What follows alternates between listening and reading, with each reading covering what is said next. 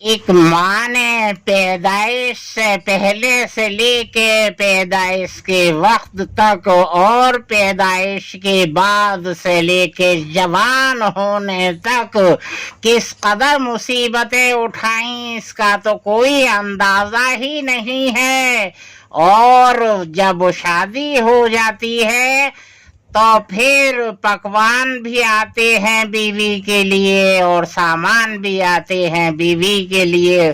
جان نثار کر دیتے ہیں، وقت بھی ہے، محبت بھی ہے، جی سب کچھ ہے. اور جس ماں نے تمام قربانیاں دی ہیں اس کے لیے کیا ہے؟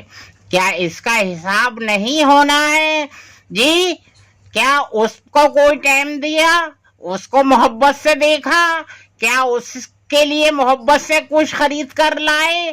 کیا اس کے منہ میں لقمہ دیا؟ کچھ نہیں.